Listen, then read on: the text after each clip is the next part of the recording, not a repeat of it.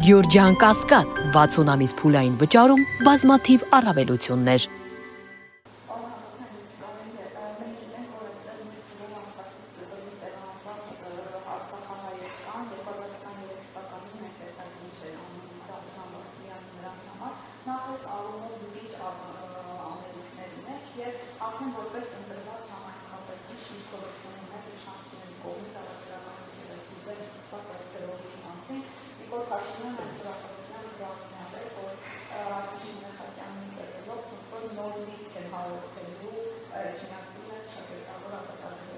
Ձեր վերջի հարցը իմ համար շատ վիրավորական էր որպես հայ և որպես հայ առաքելական եկեղեցու հետևորդ, բնականաբար դեմ եմ և իմ ուժերի ներածին չափով արել եմ ամեն ինչ, որպես հայ առաքելական Սուրբ եկեղեցին, մեր Սուրբ վեհարանը չենթարկվի հարձակումների։ Ինձ համար վեհարանի վրա գրոհը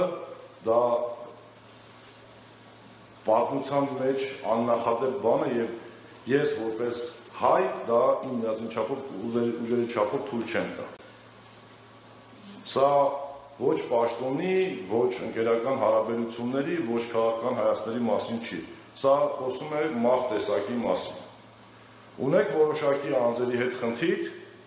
որոնք իրենց ծառայությունն են բերում հայ առաքելական Սուրբ եկեղեցում, խնդրեմ ճակերտավոր դատական համակարգում կամ դատական համակարգով լուծեք։ Բայց դա չի նշանակում, որ ամենայն հայոց վեհարանը կամ եկեղեցին պետք է հարձակման ենթարկվի և հայը փորձի հայից պաշտպանվել։ Սա իմ համար ընդունելի։ Եթե ունենք որևէ ծառայողի, որևէ հոգևորականի նկատմամբ անձնական խնդիր կամ նա կատարել է հանցագործություն, որը պետք է պատժվի, պատժեք օրենքով սահմանված կարգով, բայց մի տարեք դա քաղաքական բախման։ Որովհետև որքան էլ քիչ լինեն մի կողմի աջակիցները, մյուս կողմին էլ շատ են լինելու և գնալու է արդեն հայ դեմ բախման։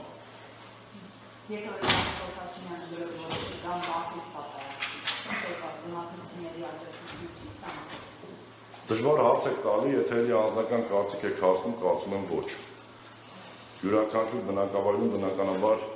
քաղաքացիական պայմանագիր կուսակցություն ունի իր աջակիցներին, կունենան իր աջակիցները, բայց այն ծավալի չնայած, որից հետև չեմ տեսել մեծ ծավալի աջակիցներ, բայց մեծ մասշտաբով աջակցություն չունենան։ Ձեր մյուս հարցերի Արցախահայերի հետ կապված, ժողովուրդ, դա մեր համայնքապետի, դա մեր թիմի, դա մեր ընկերների ցավոտ կողմն է։ Իրականում, ովքեր այդ տարիներին, այդ օրերին եղել են Մասիս համայնքում, տեսել են ինչ աշխատանք է իրականացնում։ Ու դրա մասին մենք չենք բարձրաձայնել, մենք չենք խոսացել մի պարզ պատճառով, որովհետև դրա այդ աշխատանքի վրա ինչ-որ անուն ձեռք բերելը համարել ենք, որ լավ բան չի։ Եվ յուրաքանչյուրս մեր ներածին չափով Դավիթ Համբարձումյանի գլխավորությամբ արել ենք անհնարին։ Որևիցե մեկը չի իմանա, որ ամիս ու կես Համբարձումյան Դավիթի տեղակալի կաբինետում Արցախից ընտանիք է գիշերել։ Ամիս ու կես մինչև նրա համար օթևան ճարենք։ Որևիցե մեկը չի իմանում, որ իմ աշխատասենյակում շուրջ 10 օր տարբեր ընտանիքներ են գիշերել, մինչև կարողանանք տեղավարել։ Որևիցե մեկը չգիտի, կարծում եմ չկայացած մի քաղաքական, թե հասարակական, չգիտեմ ինչ գործի չկար, խոսել է այդ մասին և փորձել է Դավիթ Համբարձումյանին սևացնել, ինքը երևի այդ օրերին տանից դուրս չէր եկել։ Շուրջ 2-300 ընտանիքի և ավել անձանց 3-4 ամիս տարբեր ընկերական շրջապատներին խնդրել ենք կամ իրենց աջակցություն ենք ուզել, որպեսզի նրանց օթևանների հարցը լուծենք։ Ամեն օր շուրջ 800-900 ընտանիքի տրվել է սնունդ, առավոտյան, ցերեկը, երեկոյան։ Դրանք փաստ են, դրանք տեսել են արցախցիները, ինչու չեն խոսացնում արցախցիներին։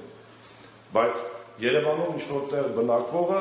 հանկարծ որոշում է, որ Դավիթ Համբարձումյանը, կարծեմ Սփյուռքա Սաֆարյան, եթե չեմ սխալվում, այդ հարցով սևացնել նրան։ Դա ուղղակի ծիծաղալու է։ Մենք արել ենք, անելու ենք և պետք է անենք։ Ավելին ասեմ, մենք ունենք մի շարք ծրագրեր